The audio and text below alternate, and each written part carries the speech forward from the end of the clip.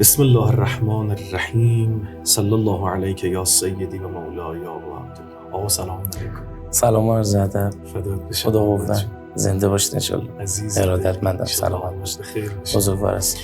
واقعیتش اینه که برای خودم آقا جون خیلی سعادته بودن در مقابل یکی از ذاکران با صفا و خوش صدا و خوش لهجه و خوش اخلاق و سلامت باشید. زنده باشید. واقعا دارم میگم ما اصلا اهل چاپلوسی و خدای نکرده تملق بزرگوار است. ما درس گرفتیم از شما. عزیزت. قربونت برم. سلامت باشید. ان شاءالله که عاقبتت ختم خیر باشه. الهی آمین به دعای شما. قبل از اینکه هر چیزی رو بخوام بپرسم و سوال بکنم، قطع مسلم هر کسی تو احوالاتش تو اون حالاتش با حضرت سید الشهدا و اربابش یه احوالات خاصی داره. اول میخوام اون نگفته های قلب محمد آسلیمی رو بشنویم. اگه بخواد الان خدمت حضرت سید الشهدا برسه، اگه الان بخواد محضر مولا برسه، از این سوالای کلیشه‌ای که حالا بعضن سوال میکنن، اگه الان بری توی اتاقی ببینی حضرت نشسته، یا واقعا اگه الان محضر هست ابو عبدالله علیه السلام باشی، اگه تو حرمش باشی، اگه تحت قبه شریف باشی، اگر در حائر مبارک باشی، محمد چه حرفی برای حضرت سید الشهدا داره؟ یا نه اصلا آقا تو اتاق خودش نشسته، تو ماشینش نشسته، تو محیط کار. اگر هم بخوایم حرفای و فکر و مکنونات قلبی محمد جون آسلیمی عزیز رو بشنویم، باید چی بشنویم؟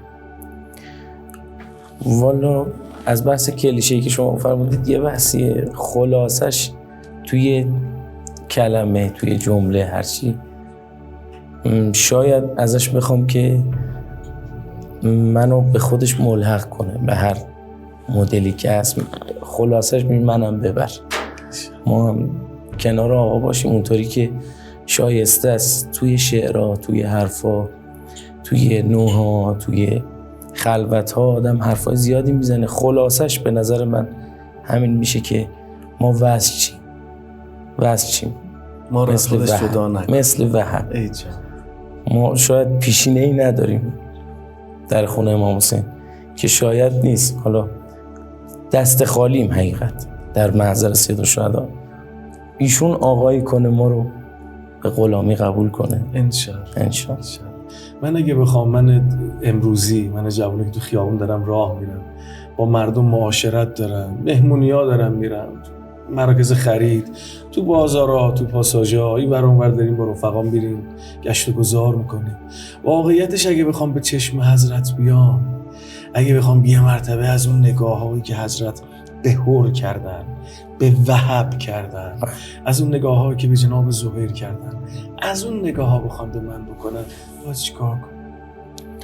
والا حقیقتش بازم عرض میکنم در محضر شما و اینکه اصلا به دهن ما گنده است این حرفا، ولی خدمتتون عرض کنم که به نظر من تو دوره آخر و زمانی الان یه راه خیلی قشنگ هست، سخت اما خیلی نزدیک، اونم ترک گناهه. به نظر من موقعیت‌های گناه الان زیاد تو این دوره خودم اینا خیلی بهش معتقدم، این که برای آدم زیاد پیش میاد که حالا به هر نحوی تو هر مدلی پیش میاد که آدم بخواد حواسش پرت بشه از این دم و دستگاه. اونجا اگه خودش رو جمع و جور کنه، دست نگه داره، همونجا میخرنش. یا اینکه شما فرمودید ادب، این ادب داشتن مثل هور، اون ادب حضور سید الشهدا، اینی که آدم حس کنه حضور آقا رو، کارو میسازه انشالله. یه نکته ای رو من بگم، ببینید فرمایش شما ارزام تصدیق بکنم به عنوان شاگرد کوچیک محضر شما. درسته که دوران آخر الزمان دوران مهلکه ها و عرضم به خدمت شما که طوفان های سهمگینی برای حضور در وادی گناه متاسفانه فراهم، از هر ابزار شیطان استفاده میکنه. اما داشتم فکر میکردم به اینی که خب یکی از اولین گناهان عالم وجود کشتن جناب هابیل اون زمانی اتفاق افتاد که اصلا کسی رو زمین نبود. یه حابیلی بود و یه قابیلی بود و جناب آدم و جناب حوا. خب به اون شکل هنوز شلوغ پلوغ نشده بود دنیا. یه کره زمین بود و مثلا با چند نفر آدم. اما یه مرتبه یه قتلی صورت میگیره. دل حجت خدا شکسته میشه، دل ولی خدا شکسته میشه.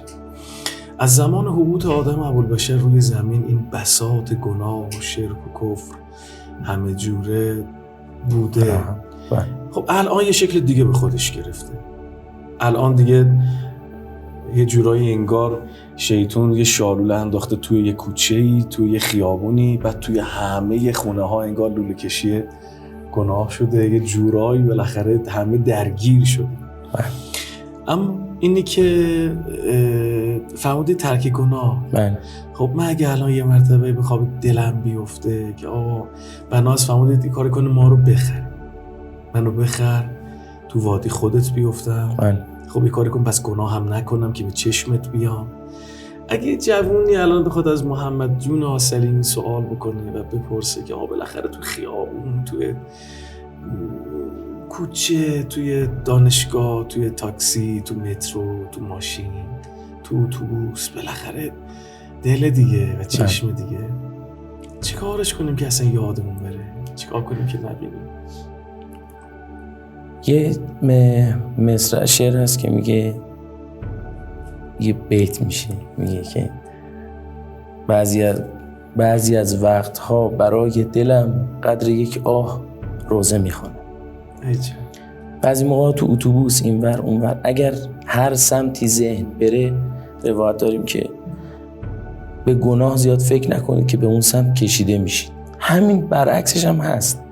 یعنی اگه آدم دل بده به سید الشهدا، حواسش به حرم باشه، حواسش به حرمت باشه، حواسش به نون و نمک باشه، آروم آروم درست میشه. حتی اگه گناهی هم کرده باشه خوبه که زود برگرد. زود برگردیم، جایی نریم، دور نشیم. این مهم. انشالله. یه نکته رو بگم. خدا به حق امام حسینی که شما فرمودید همش تو حال حضرت سید الشهدا باشیم، همش به حرم فکر کنیم. خدا به حق حضرت زهرا برایش خانواده‌ای نیاره. خدا برای کسی نیاره که عزیزش گرفتار بشه، عزیزش بیمار بشه. وقتی یه نفر یه مشکلی براش پیش بیاد، یه جریانی براش تو زندگی اتفاق افتاده باشه، اصلا دیگه تو حال خودش نیست، هیچی به چشمش نمیاد، همش درگیر اون عزیزه. میگم خوش به حال اونایی که همش درگیر امام حسینه و درگیر اون مصیبتی که حضرت سید الشهدا بهش وارد شده، به اولادش و به اطفالش و اون ایتام، اون چی رو که کشیدن. واقعیت یکی از اون راه‌های جدایی از گناه درگیر بودن با خود امام حسین. منو درگیر خودت کن.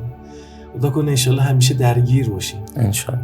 و برای اینکه به این برسیم، به درگیریه برسیم، یعنی همه زندگیمون بشه امام حسین، بالاخره باید غیری بیرون بره دیگه. بله. باید گناهی نباشه که اون وقت یار بیاد قلب بشی. لطف تو شامل حال سائله یا حسن کلید حل مشکله، توی هر غزوه، تو هر مقابله دیگه تو میکنه ختم قائله. کمین میزنی ذکر یا فاطمه یا کمین میزنی، در یساری ولی از یمین میزنی، شطور آیش را زمین میزنی.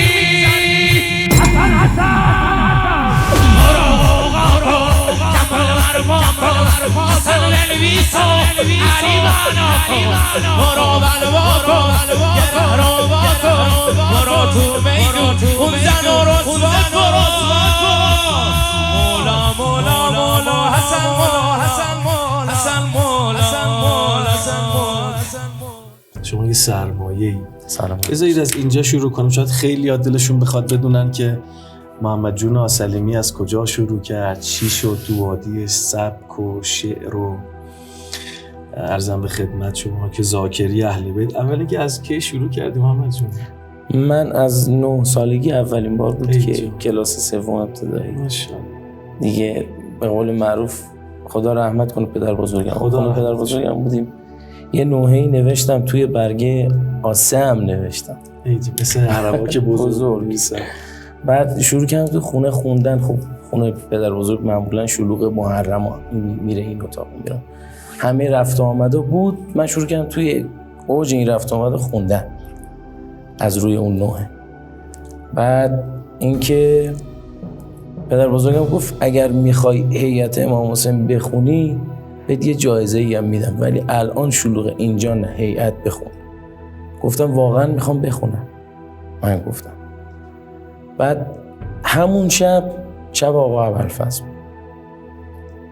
شب تاسوعا بود. هیئت از در خونه ها تو کوچه ها رد میشدن روستا تا رسید در خونه پدر بزرگم.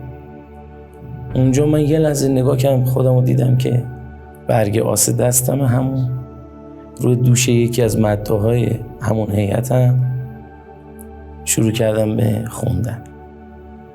همونجا رقم خورد. از 9 سالگی شد. بله. با نوحه خونی توی هیئت. بله الحمدلله. خدا رو شکر. از ابتدا پیش کسی چیزی رو یاد گرفتید؟ یعنی حالا رسما به صورت شاگردی؟ رسما رفتم کلاس حسین جواد رفیعی، خدا حفظشون کنه انشالله. یه دوره پیش ایشون بودم، فرهنگسر آیینه. الحمدلله زیاد یاد گرفتم، خدا حفظشون کنه. ما هم افتخار میکنیم. انشالله عاقبتتون به خیر باشه. سلامت باشید. این قصه شاگردی رو شما پیشنهاد میکنی؟ حتما تا وارد این وادی نشیم، وارد وادی شاگردی نشیم، تقریبا اشتباه گشتیم. یعنی پیدا نکردیم راه. چون به نظر من خودمون اونقدی نیستیم که بخوایم مسیر رو تشخیص بدیم، تمیز بدیم که کدوم مسیره، کدوم درستشه، چه از لحاظ معرفتی چه از لحاظ فنی. باید یکی رو الگوی خودمون قرار بدیم، باید یکی رو پیشوا بذاریم، ببینیم ایشون چه کار میکنه، ما همون حرکت ها. اصلا کلن مداحی از نظر من عمقاً از تقلید شروع میشه، تقلید کامل. درست. جدای اینکه ما بخوایم کنکاش بکنیم توی زندگی عزیزی مثل محمد جان آسلیمی، واقعیتش میخوایم از این مسیری که طی کرده تا به امروز یک مدلی در بیاریم، یک منهج و روشی رو کشف کنیم و برای عزیزانی که در مسیر محبت حضرت سید الشهدا علیه السلام دارن قدم میگذارن، از اونها یک فرمی از رفتار و اخلاق و منش انشالله ارائه بدیم. سوال من راجع به استاد اینه، نقشه استاد تو زندگی یک شخص، حالا استاد در همه زمینه‌هاش، اینه که حالا کی باشه و چی جوری باشه و اونا فعلا الان مد نظر ما نیست، اما صرفاً نقش یک استادی که لااقل در زمینه ذکر و ذاکری و ستایشگری اهل بیت علیهم السلام، به قول امروزی ها مداحی اهل بیت، میخواد خط نشون بده، راه نشون بده، راجع به این یه قدری برای ما حرف میزنیم محمد جون؟ والا حقیقتش خدمت شما عرضم که استاد همه چیه، همه جوره میتونه خط بده. توی مخصوصا توی مداحی تقریبا میشه گفت خوندن، قسمت آموزش خوندن قسمت آخر.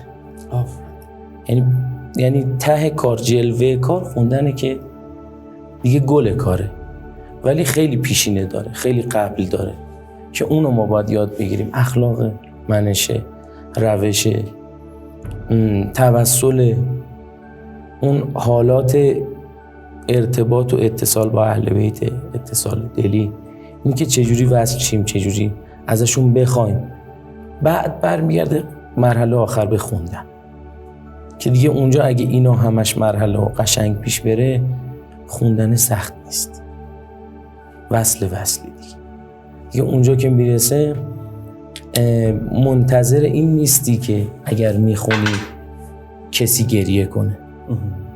خودت میخونی، خودت گریه میکنی، دیگران هم گوش میدن، لذتشو بردن، اونها هم گریه میکنن، ولی میدونی که خودت وظیفت رو انجام دادی. یعنی شما اولین گام رو توی ذاکری اهل بیت علیهم السلام انکسار و شکستن خودمون. بله دقیقاً همین. بعضی موقع هم روزگار برات رقم میزنه این که میشکن. بله اونم خیلی قشنگه. شاید سخت بگذره که قطعاً گذشته، این سخت به ما هم گذشته، اما بعدش مزه شیرینه. درست. من یه واژه‌ای رو بگم شما به عنوان یه بزرگ از من غلط بگید ببینید درسته شما. واقعیت امر این که من میگم خوندنه و این اشک‌هایی که از چشم مستمع بیرون میاد در نتیجه شکستن قلب خود ذاکره. دقیقاً. یعنی صدای شکستن قلب و ریختن اون شیشه های وجود و بلور وجودی یک ذاکره که وقتی که میشکنه از صدای این انکسار و از صدای این شکستن، به قول خودمون چجور بگم، این سوزه ایجاد میشه بله. که انه مثلا شیشه‌ای بشکنه و خورد شیشه ها پرچه توی چشم مستمع و که انه هر اتفاقی میخواد بیفته از اینجا آغاز میشه. درسته بله. عنایاتی که اهل بیت علیهم السلام به یک جمع دارن، به یک مجلس دارن، فرمودن تا خودمون به چشماتون نگاه نکنیم اشکی جاری نمیشه، تا خودمون نگاه نکنیم تا نظر لطفمون شامل حال قلبی نباشه قلبی شکسته نمیشه. اما واقعیت امر اونی هم که داره این چشمه ازش جاری میشه خود همونم باید بالاخره یه حالی داشته باشه. بله.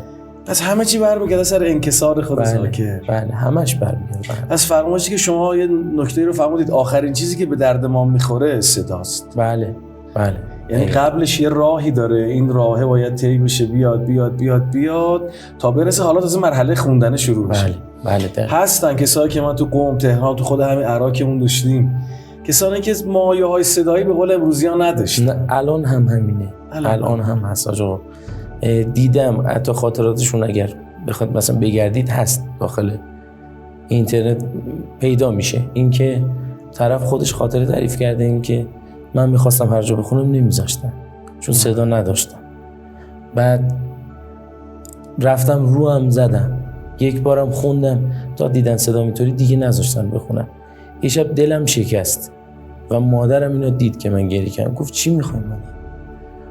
گفتم من میخوام برام محسن بخونم ولی صدا ندارم، به خاطر صدام نمیذارم، نمیشه. تا رسید به اینجا که میگه مادرم پارچه مشکی داد کمکم کرد، پارکینگ خونه‌شونو اینا کردن حسینیه.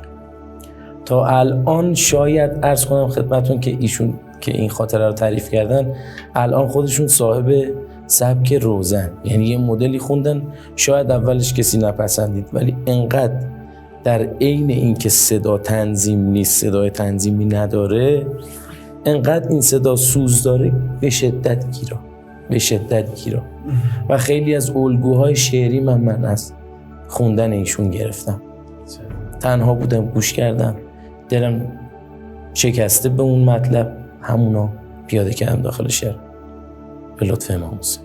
اولین سبکی که به صورت رسمی گفتید و گرفت و مستمع رو حالی به حالی کرد و حالش رو خوب کرد و شما اون هیجان و طوفان رو توی جلسه دیدی کی بود؟ یه چایی هم بخوریم نه؟ ببخشید ما وقت شما رو آقا ممنونم، دست شما درد نکنه. اول حاج محمد آقا جون مخلص شما عزیز دلم، ما هی سوال میکنیم شما فرمایش میکنید. درسته که تو جلسه ماشاءالله محمد آقا 2 ساعت میخونه همه نفس میافتن ولی هزار ماشاءالله محمد جان همچنان داره میخونه. لطف امام حسین عزیزی قطعا همینطوره. خدمت شما که اولین سبکی که گفتید و شعری که گفتید و گرفت و حال همه رو جا آورد محمد جون؟ والا سبک زیاد بود. یه دونه لطف امام حسین، لطف حضرت زهرا، ایام فاطمیه اولین شعرم بود که آقا جواد مقدم خوندن. این یه استارتی بود که اولین استارت برای شعر که بخواد مداحی بخونه، مداحی کشوری بخونه، آقا جواد بودن. کی بود؟ شب شهادت حضرت زهرا سال 96 که خیلی گل کرد تا اونجایی که بخواد برند بشه که بپیچه این ور اون ور، شعر رو کسی به جز حسین حساب نکن که حاج حسین سیب سرخی خوندن، خیلی هم گل کرد. با همین صدات یه ذره میخونی؟ خواهش میکنم. همینجوری جادی برامون بخون.